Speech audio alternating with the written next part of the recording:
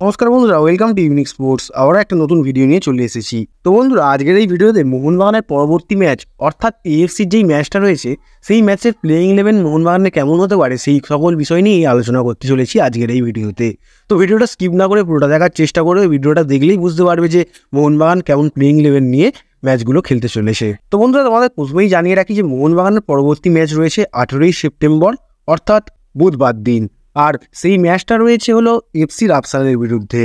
আর সেই ম্যাচটা সল্টলেক স্টেডিয়ামে সন্ধ্যা 7:30 থেকে লাইভ হতে চলেছে। আর বন্ধুরা, তোমরা সেই ম্যাচটা কোথায় লাইভ দেখতে পাবে সেটা নিয়ে একটা পার্সোনাল বড় ভিডিও বানিয়ে তোমাদেরকে জানিয়ে দেবো। আর তো বন্ধুরা, সবার প্রথমে তোমাদের বলে রাখি, তোমরা তাছাড়াও নিশ্চয়ই জানবে যে এএফসিতে প্রত্যেকটা টিম 6টা করে বিদেশি প্লেয়ার খেলাতে পারে। বন্ধুরা, তোমাদের বলে রাখি যে মোহনবাগান হয়তো 6টা বিদেশি প্লেয়ারই খেলাবে। তার মূল কারণটা হচ্ছে মোহনবাগানের ডিফেন্সটা যেহেতু একটু কমজোর রয়েছে, সেহেতু মোহনবাগান তাদের ডিফেন্সে বিশেষ করে ফোকাস দেবে এএফসি ম্যাচগুলোতে। তো বন্ধুরা, মোহনবাগানের কিন্তু এই ম্যাচটা খুবই গুরুত্বপূর্ণ একটা ম্যাচ হতে চলেছে। যদি মোহনবাগান দল এই ম্যাচটা জিততে পারে তাহলে তারা পরবর্তী রাউন্ডের জন্য এগিয়ে যাবে। আর সবচেয়ে বড় কথা হচ্ছে, প্রথম ম্যাচটা মোহনবাগানের পড়েছে এফসি রাফসানের বিরুদ্ধে। আর এই টিমটাই কিন্তু মোহনবাগানের যে কটা টিমের সাথে খেলা রয়েছে সেই সকল টিমগুলোর থেকে কমজোর, অর্থাৎ ভালো টিম বাট অন্যান্য টিমগুলোর থেকে কিন্তু মোটামুটি। তো মোহনবাগান চেষ্টা করবে যে প্রথম ম্যাচে জিতেই এফসি পরবর্তী রাউন্ডে। তো বন্ধুরা, বলে রাখি এই টিমটা হলো অর্থাৎ এফসি রাফসান টিমটা হলো তাজিকিস্তানের একটা টিম।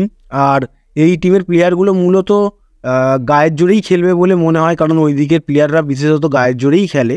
সো মারপিট দেখতে পেতেই পারি, কারণ তারা খুবই শক্তিশালী হয়। তো বন্ধুরা, টিম এবং টিমের প্লেয়ারের মার্কেট ভ্যালু কম এফসি রাফসানের, কিন্তু প্লেয়ারদের প্রদর্শন যথেষ্টই ভালো। তো বন্ধুরা, আশা করা যাচ্ছে যে মোহনবাগান দল খুবই ভালোভাবে খেলে এই এফসি রাফসানকে হারিয়ে দেবে এবং 3 পয়েন্ট নিতে চাইবে, কারণ যেহেতু হোম গ্রাউন্ডে খেলা রয়েছে সো প্রথম ম্যাচটা জিততেই চাইবে মোহনবাগান দল। আর জেতাও উচিত, যেহেতু একটা হোম অ্যাডভান্টেজ থাকবে।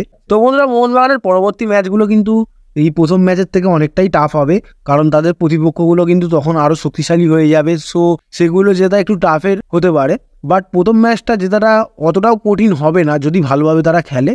সেই জন্য মোহনবাগান চাইবে যে প্রথম ম্যাচটা জিতে এএফসির রাউন্ডটা শুরু করুক। তো বন্ধুরা, সবার প্রথমে এফসি রাফসান টিমটা নিয়ে কিছু আলোচনা করি, বা টিমটার প্লেয়িং 11 কেমন হতে পারে সেটা তোমাদেরকে জানাই। আর বন্ধুরা, তোমাদের বলে রাখি এই এফসি রাফসান টিমটা 4-2-3-1 পজিশনে খেলতে বেশি পছন্দ করে। তো বন্ধুরা, তাদের গোলকিপারে থাকছেন ইউক্রেনের গোলকিপার ইয়েভগেন। তাদের সেন্টার ব্যাক পজিশনে খেলছেন দুটো প্লেয়ার, স্যামুয়েল উফোরি এবং নাজারোভ। আর নাজারোভ হলেন এই টিমের ক্যাপ্টেন।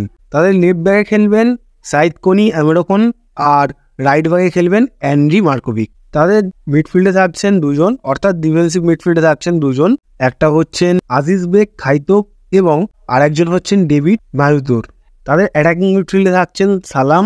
তাদের রাইট উইং দিয়ে খেলবেন মুহাম্মদজন রাকিমভ এবং লেফট উইং দিয়ে খেলবেন মুরোডভ, এবং সবশেষ স্ট্রাইকার পজিশনে খেলবেন কোজো ম্যাটিক। তো বন্ধুরা, সবার প্রথমে তোমাদের বলে রাখি যে উচ্চারণগুলো ভুলভাল হতে পারে, কারণ এই সকল নামগুলো উচ্চারণ করতে গিয়ে আমাকে 3-4বার রিটেক নিতে হয়েছে, এতই কঠিন নাম। তো এটা নিয়ে একটুখানি মানিয়ে নিও।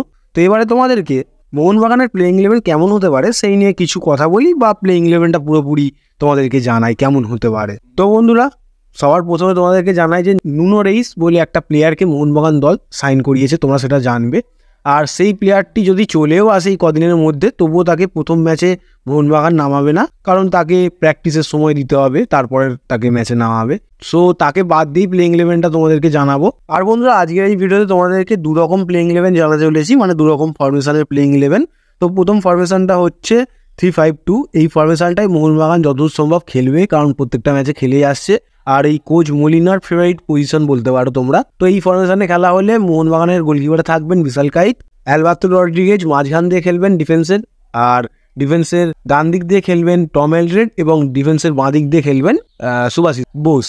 অর্থাৎ 3টে সেন্টার ব্যাক থাকছেনই, আর তাদের উপরই কিন্তু মেন ভরসাটা থাকবে, কারণ 3-এর ডিফেন্স। তো তাদের মধ্যে ভালো কোঅর্ডিনেশন করতে হবে, ভালো কম্বিনেশন রাখতে হবে যাতে বল না ঢুকে যায় বেশি। আমার মতে এই ম্যাচে প্রথম থেকেই দীপক টাংরিকে ডিফেন্সিভ মিডফিল্ডে খেলানো উচিত, কারণ সামনের প্রতিপক্ষ যেহেতু একটু হাতাহাতি মারামারি করতে পারে, সো দীপক টাংরি তেমন টাইমেরই প্লেয়ার। তো দীপক টাংরিকে খেলানোই উচিত এই ম্যাচে প্রথম থেকে। কারণ বন্ধুরা, আমরা অস্ট্রেলিয়ার ম্যাচে দীপক টাংরির পারফরমেন্স দেখেছিলাম, কারণ তিনি সেই ম্যাচে যথেষ্ট ভালো পারফরমেন্স করেছিলেন, শুধু খেলার মাধ্যমে নয়, ফিজিক্যালিও। আর বন্ধুরা তোমাদের বলে রাখি যে ডিফেন্সিভ মিডফিল্ডে আমি দুজনকে রাখবো, দীপক টাংরি আর আপুইয়া।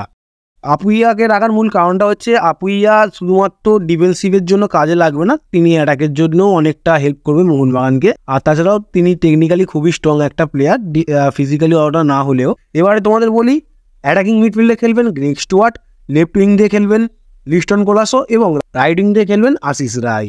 আর বন্ধুরা সরি, একটা ভুল হয়ে গেছে যে এই দুটো যেই প্লেয়ার রয়েছে লেফট উইং রাইট উইং, অর্থাৎ লিস্টন আর আশিস রায়, এরা দুজনে কিন্তু উইং ব্যাক খেলবে। আর সবশেষ স্ট্রাইকার পজিশনে খেলবেন দুজন, জেসন কামিন্স আর দিমিত্রি পেত্রাতস। তো বন্ধুরা এবারে ভাববে যে জেমি ম্যাকলারেন কি নামবে নাই বড় ম্যাচে। তো সবার প্রথমে বলে রাখি, জেমি ম্যাকলারেন এখনো ফিট হয়েছে কিনা সেই সকল বিষয় নিয়ে কোনো কথা এখনো জানতে পারিনি। যদি কিছু জানতে পারি তো সেটা জানাবো। আপাতত যদি তিনি খেলেন সো জেসন কামিন্সের জায়গায় তিনি খেলতে পারেন, বাট দিমিত্রি তো থাকবেই বলে মনে হচ্ছে। আর বন্ধুরা আমার মতে মোহনবাগানকে এই সামনের ম্যাচে 4-2-3-1 ফরমেশনে যাওয়া উচিত, কারণ সামনের টিমটাও ভালো টিম।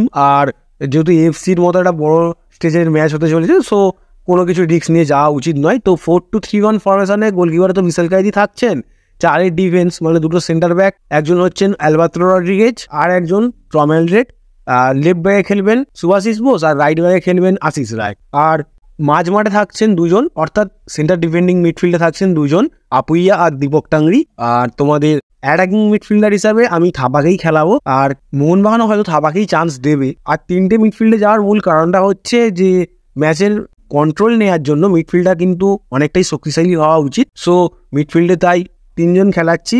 আর থাপাকে কিন্তু অ্যাটাকিং মিডফিল্ড বলা যাবে না, কারণ ডিফেন্সিভ মিডফিল্ডের ভূমিকাটা থাকবে হলো দীপক টাংরির উপরে, আর সেন্টার মিডফিল্ডের ভূমিকা থাকবে থাপা আর আপুইয়ার ওপরে।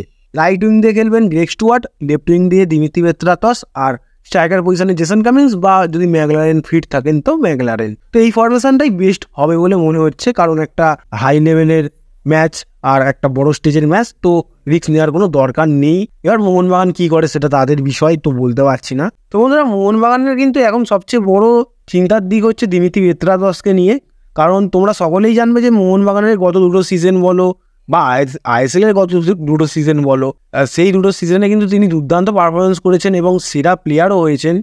তো তিনি এই মুহূর্তে কিন্তু খুব একটা ফর্মে নেই বলেই মনে হচ্ছে, বাট তার মতো বড় প্লেয়ারের ফর্ম থাকুক আর না থাকুক, টিমে থাকলে অনেকটাই টিমের হেল্প হবে।